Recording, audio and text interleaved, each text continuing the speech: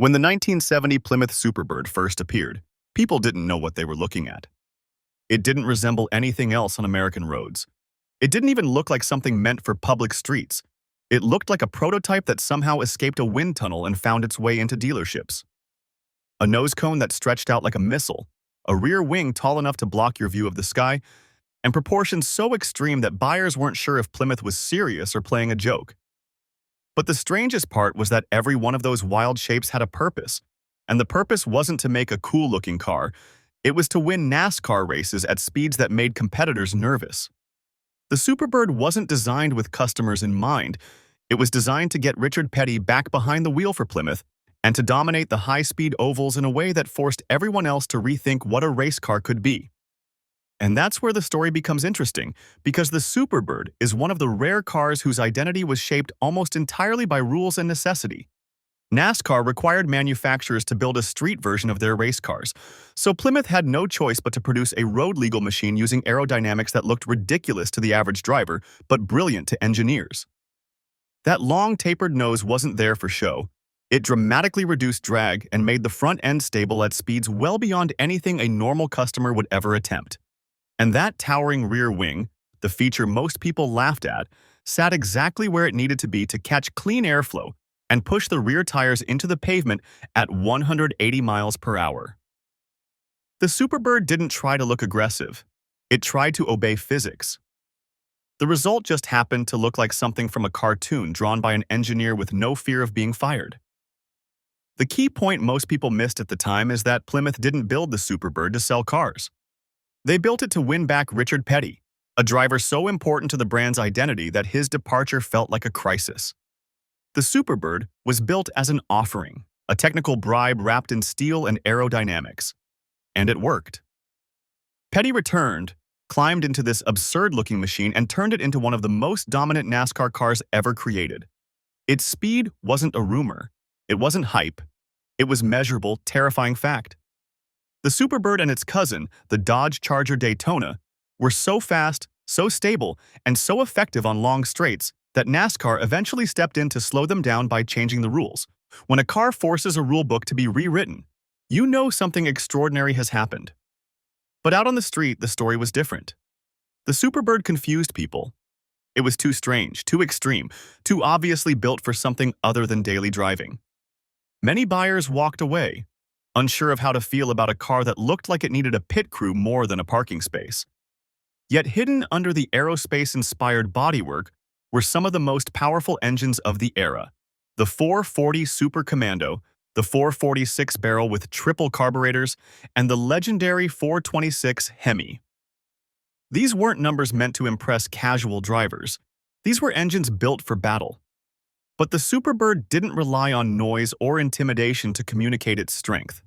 It relied on shape. The body itself was the message. This car was built to win, not to charm. And that's what makes the Superbird so unique. Its existence feels accidental and deliberate at the same time. It wasn't designed for style, yet it became one of the most visually iconic cars in American history. It wasn't designed to appeal to buyers, yet decades later it became one of the most valuable and collectible muscle cars ever made. It wasn't built for the road, yet it somehow ended up on one. It's a car that forces you to confront the idea that purpose can sometimes create beauty, even when the purpose is simply to go faster than everyone else. And once you move beyond the strange proportions and the wild visual impact of the 1970 Plymouth Superbird, you begin to see why this car became one of the most feared machines in NASCAR history. The aerodynamic advantages weren't hypothetical ideas written on a chalkboard. They were real numbers measured on the track. Drivers who had fought their cars at 150 miles per hour suddenly found themselves pushing past 180 with a stability that felt almost unnatural. The long nose stretched the air before it hit the windshield, reducing drag so dramatically that the car sliced through the air like a blade, while the tall wing pressed the rear end into the pavement, giving a sense of control that drivers described as almost eerie.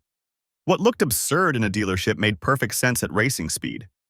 In interviews years later, some engineers admitted they knew the design would confuse the public, but they also knew it didn't matter. This car had one job: cheat the wind better than anything else on the track. The 426 Hemi-powered Superbird, in particular, felt like something from another world. This was an engine that didn't simply make power, it made the kind of power that changed a driver's breathing, a kind of violent, immediate surge that needed everything else in the car to be perfect. And that was the whole point. The Superbird wasn't a platform built around its engine. It was a platform built around speed itself, with the engine acting as the heart in a body engineered for aerodynamics above all else.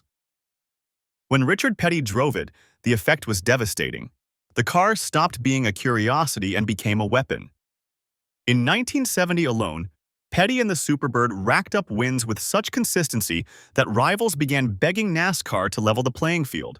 They weren't complaining about power, they were complaining about air. The Superbird changed the shape of competition. A handful of other teams tried to respond, some by copying parts of the design, others by tweaking their own aero work. But the truth was simple. If you didn't drive a Superbird or a Daytona, you were playing a different game. But the Superbird's domination created an unintended consequence. NASCAR panicked. Officials realized that if they didn't intervene, the aerodynamic war would escalate beyond what was safe or sustainable.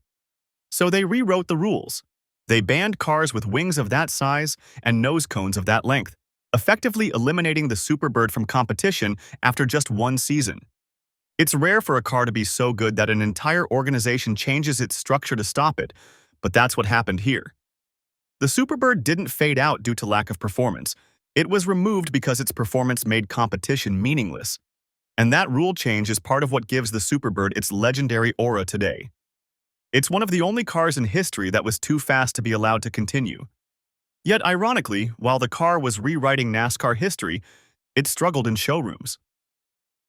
Buyers were intimidated by it. Salesmen didn't know how to explain it.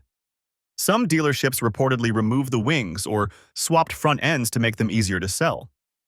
A large number of customers found the design excessive, the nose too long, the wing too tall, the purpose unclear.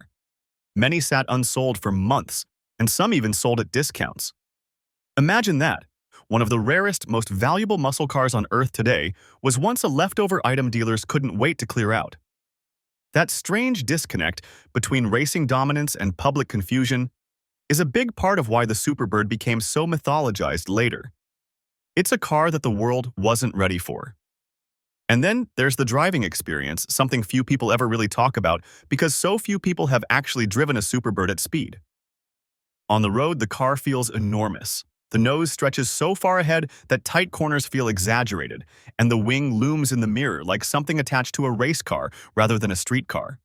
But once you're on a long, open highway, the car begins to reveal its true nature. The faster it goes, the more stable it feels. At speeds where many muscle cars begin to float or wander, the Superbird plants itself more firmly into the road, as if it's waiting for you to bring it up to the speeds it was designed for. Drivers say there's a moment, somewhere around 70 or 80 miles per hour, when the car transforms, when the downforce wakes up and the nose begins slicing the airflow the way the engineers intended. You almost feel the car becoming more comfortable, like it finally recognizes the environment it was born for. And that sensation, that shift in the car's personality, is something modern cars simply don't replicate. Collectors today treat the Superbird like a relic, and not just because of its rarity. It represents a moment in American automotive history when creative engineering wasn't restricted, when rulebooks were looser, when car companies were willing to build masterpieces that made no commercial sense simply to win races. It stands as proof that sometimes the most iconic machines are the ones born from extreme ideas rather than practical ones. And its scarcity has only amplified that mystique. With fewer than 2,000 produced and far fewer surviving in original condition, each Superbird carries an almost sacred value in the eyes of enthusiasts. But beyond the price tags and auction excitement, there's something more emotional about the car. It's a reminder of a time when ambition outweighed caution, when competition pushed innovation instead of paperwork, when racing technology could still shock the world. And perhaps that's what makes the 1970 Plymouth Superbird so enduring. It's not just fast, it's not just rare, it's not just outrageous. It's a physical record of a moment when a company, a driver, and an engineering team decided to challenge the limits of what anyone thought a stock car could be. It's a machine that forced NASCAR to evolve, that confused customers, that turned aerodynamic science into a visual spectacle, and that today exists as one of the most extreme examples of purpose-driven design ever to reach the street. A car that wasn't supposed to be loved yet somehow became unforgettable.